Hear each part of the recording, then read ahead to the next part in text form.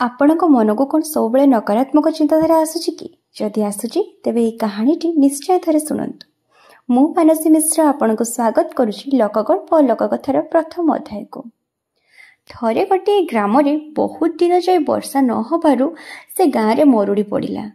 ଗାଁ ଲୋକମାନଙ୍କ ମୁଣ୍ଡରେ ଭାଳେଣି ପଡ଼ିଲା, ଆମେ କରିବା କ'ଣ?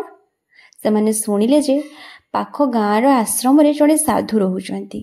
ତାଙ୍କର ପ୍ରାର୍ଥନା କାଳେ ଈଶ୍ୱର ଶୁଣୁଛନ୍ତି।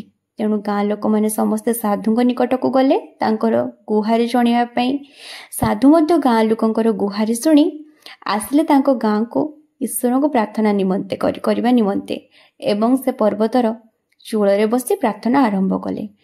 ଗାଁ ଲୋକ ସବୁ ପାହାଡ଼ର ପାଦଦେଶରେ ଏକଜୁଟ ହୋଇ ଦେଖୁଥାନ୍ତି ଯେ ସାଧୁ କିପରି ପ୍ରାର୍ଥନା କରୁଛନ୍ତି ଏବଂ ତାଙ୍କ ପ୍ରାର୍ଥନାକୁ କିପରି ଈଶ୍ୱର ଶୁଣୁଛନ୍ତି। ବହୁତ ସମୟ ଅତିକ୍ରାନ୍ତ ହେଲା, କିନ୍ତୁ ବର୍ଷା ହେଲାନି। ଏମିତି କିଛି ସମୟ ଗଲା ପରେ ହଠାତ୍ ଆକାଶରେ କଳା ବାଦଲ ଛାଇଗଲା। କଳାହାଣ୍ଡିଆ ମେଘ ବର୍ଷିବା ଆରମ୍ଭ କଲା।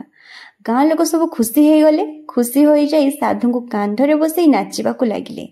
କିନ୍ତୁ ସାଧୁ କହିଛନ୍ତି, ମୋ ପ୍ରାର୍ଥନାର ଫଳ ଇଏ ନୁହେଁ। ଏହା ଶୁଣି ସମସ୍ତେ ଆଶ୍ଚର୍ଯ୍ୟ ହୋଇଗଲେ। ସାଧୁଙ୍କୁ ପଚାରିଲେ, ଆପଣ ଏ କ'ଣ କହୁଛନ୍ତି ମହୋଦୟ? ଆପଣ ହିଁ ତ ପ୍ରାର୍ଥନା କଲେ ଯେଉଁଥିପାଇଁ ଆମ ଗାଁରେ ଆଜି ବର୍ଷା ହେଉଛି।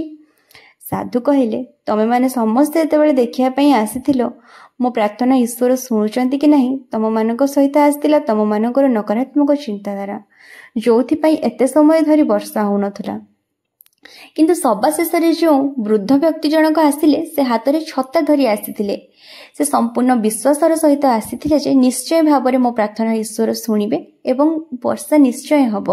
ତାଙ୍କର ବିଶ୍ୱାସ ପାଇଁ ହିଁ ଆଜି ବର୍ଷା ହେଇଛି। ହଁ ସାଙ୍ଗମାନେ, ବିଶ୍ୱାସ ହେଉଛି ସଫଳତାର ଚାବିକାଠି। ଆମେ ଯଦି ସକାରାତ୍ମକ ଚିନ୍ତା କରିବା ତାହେଲେ ଆମ ସହ ସବୁ ସକାରାତ୍ମକ ଘଟଣା ଘଟିବ। ଆମେ ଯଦି ନକାରାତ୍ମକ ଚିନ୍ତା କରିବା ତେବେ ଆମ ସହ ନକାରାତ୍ମକ ଘଟଣା ଘଟିବ। ପାଣିରେ ପଡ଼ିଲା ମାତ୍ରେ କେହି ମୃତ୍ୟୁବରଣ କରନ୍ତି ନାହିଁ। ମୁଁ ପହଁରା ଶିଖିନି, ପାଣିର ସ୍ରୋତ ବହୁତ, ମୁଁ ବାହାରି ପାରିବିନି, ମୋର ମୃତ୍ୟୁ ସୁନିଶ୍ଚିତ। ଏହି ନକାରାତ୍ମକ ଚିନ୍ତାଧାରା ହିଁ ଆମ ମୃତ୍ୟୁର କାରଣ ହୋଇଥାଏ। ତେଣୁ ସକାରାତ୍ମକ ଭାବନ୍ତୁ, ଖୁସିରେ ରୁହନ୍ତୁ। ଆଜି ପାଇଁ ଏତିକି।